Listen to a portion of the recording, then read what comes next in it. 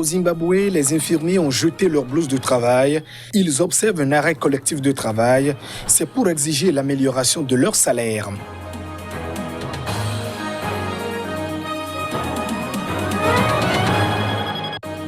Les élèves retournent à l'école en Tanzanie. Ils retrouvent le chemin des classes après plusieurs mois de suspension. La pandémie du coronavirus en est à l'origine.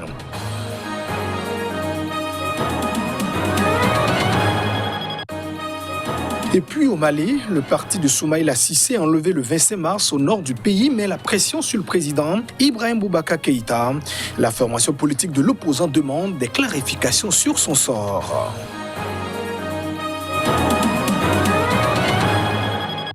Voilà pour le sommaire de cette édition. Merci de nous choisir pour vous informer. Le personnel soignant du Zimbabwe s'insurge contre ce qu'il appelle salaire d'esclaves. Le principal syndicat des infirmiers du pays a ainsi appelé lundi ses adhérents à cesser immédiatement le travail. Un mouvement qui intervient en pleine pandémie du nouveau coronavirus.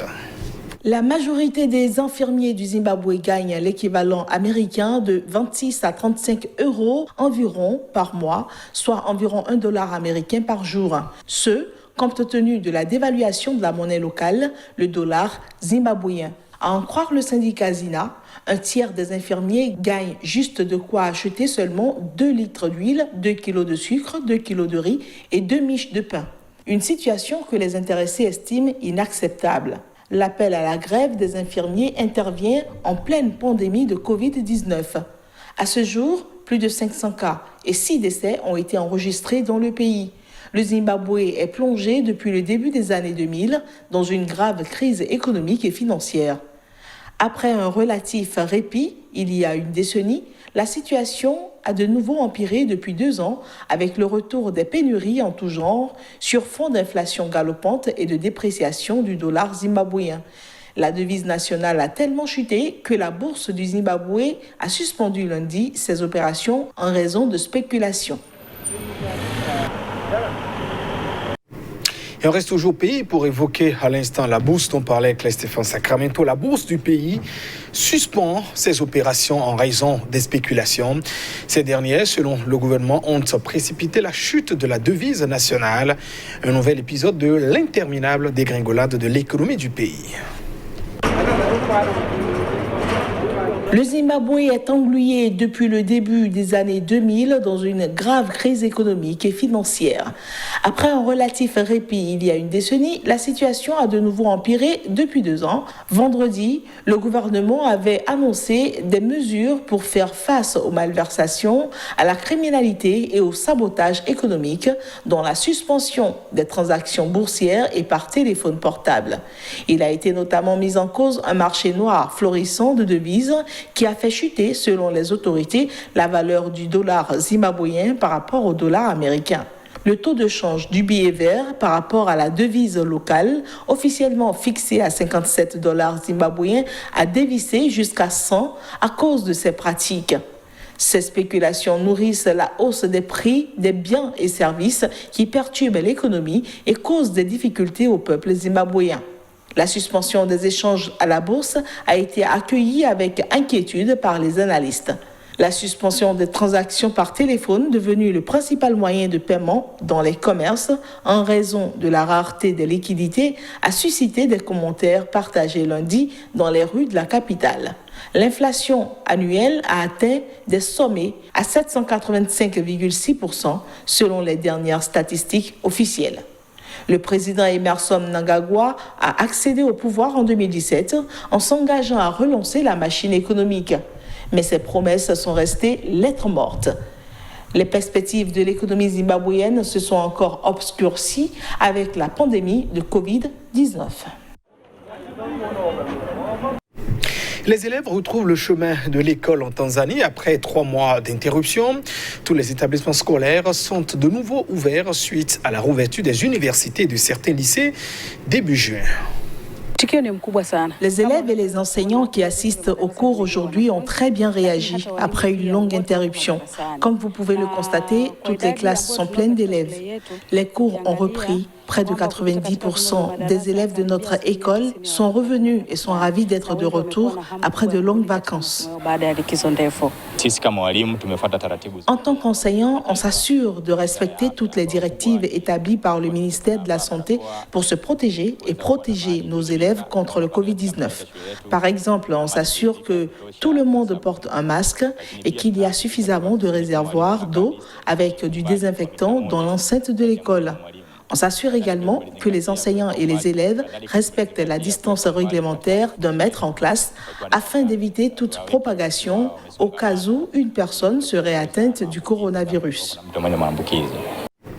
Au Mali, le parti de Soumaïla Cissé, chef de file de l'opposition, parlementaire enlevé il y a 100 jours déjà, a pressé le président malien Ibrahim Boubacar Keïta de s'expliquer sur le sort de son leader.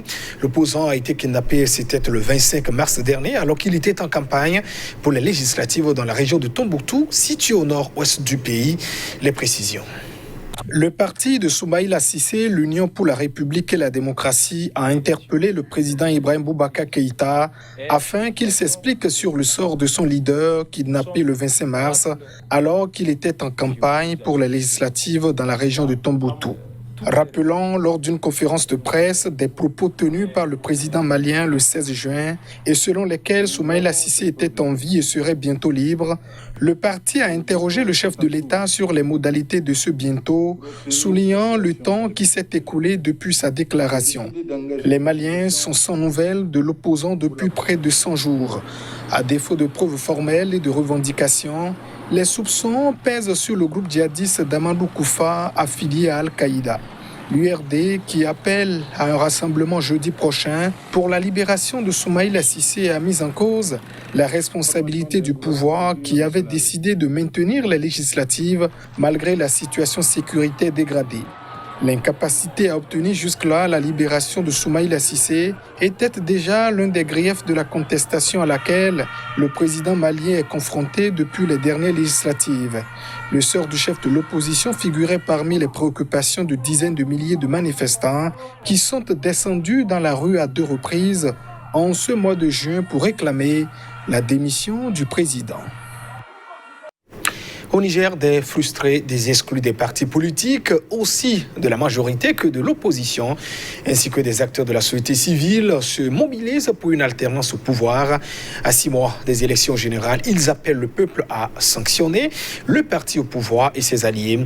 Le collectif exige par ailleurs justice dans le dossier de détournement au ministère de la Défense. Nous, citoyens, ici d'horizons divers, profondément préoccupés par la préservation et la consolidation de l'indépendance et de la souveraineté de notre pays, attachés à l'unité et à la cohésion du peuple souverain, résolus à contribuer à un retour rapide de la paix, déterminés à promouvoir les valeurs essentielles de la République, décidés et engagés à nous consacrer sans relâche à la réalisation de cet idéal républicain, lançons cet appel citoyen à tous les Nigériennes et à tous les Nigériens, sans distinction aucune, et à toutes les forces vives de la nation, à se dresser comme un seul homme pour exiger un traitement judiciaire correct du scandale du détournement des fonds au ministère de la Défense nationale, exiger le strict respect de l'indépendance de la justice et de la séparation des pouvoirs, tel que proclamé par la Constitution, exiger l'abrogation des lois liberticides sur la cybercriminalité et le secret de communication afin de préserver les libertés d'opinion, d'expression et de manifestation conquises de haute lutte. Exiger le départ de toutes les forces étrangères stationnées sur notre territoire. Défendre résolument la souveraineté et la stabilité de notre pays et empêcher qu'il ne tombe entre les mains des forces obscurantistes, des narcotrafiquants et autres alliés locaux de l'impérialisme international. Au moins 30 personnes ont péri et une vingtaine sont portées disparues ce lundi dans le naufrage d'un ferry à Bangladesh. Au Bangladesh, le bateau est en effet entré en collision avec une autre embarcation sur le fleuve de la capitale. Des secouristes et plongeurs s'affairaient lundi pour extraire les dépouilles de l'épave et récupérer des corps après un naufrage sur le fleuve de la capitale bangladaise, Dhaka. Au moins 30 personnes y ont perdu la vie. Le ferry Morning Bird a été percuté par l'arrière par un autre ferry à quelques mètres du plus grand port fluvial du Bangladesh. L'accident est survenu à l'heure de pointe lorsque les ferries et autres bateaux encombrent le port. Les plongeurs étaient toujours à l'œuvre pour extraire les dépouilles de l'épave qui était à une profondeur d'environ 12 à 15 mètres. Les accidents de ferry sont fréquents au Bangladesh en raison du peu de respect des règles de sécurité lors de leur construction sur les chantiers navals. Les ferries sont souvent surchargés et les naufrages courants les jours de mauvaise météo.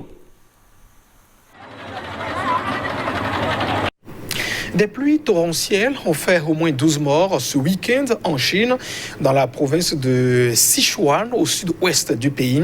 Le pays faisait donc face à des inondations meurtrières depuis le début du mois de juin. Dans le canton de Mianing, situé à quelques 350 km de la capitale régionale Chengdu, 2 personnes sont notamment décédées lorsque leur véhicule, circulant sur une autoroute endommagée par les flots, est tombé dans une rivière. Outre les 12 décès recensés au total dans la province, 10 disparus sont également à déplorer, a annoncé l'agence de presse Chine Nouvelle. Depuis le début du mois, le sud du pays est frappé par des pluies torrentielles qui ont causé des glissements de terrain et des inondations, touchant au total 12 millions de personnes, d'après le ministère des Situations d'urgence. En l'espace de quelques semaines, plus de 720 000 personnes ont été évacuées et 78 morts au total sont à déplorer, selon la même source. Des photos et vidéos publiées par les médias d'État montrent des champs submergés et des sauveteurs avec de l'eau jusqu'à la taille qui portent des habitants sur leur dos.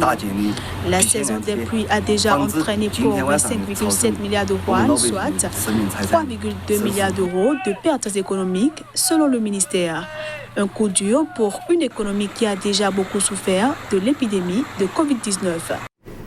Et c'est la fin de cette édition. Merci de votre attention. Au revoir.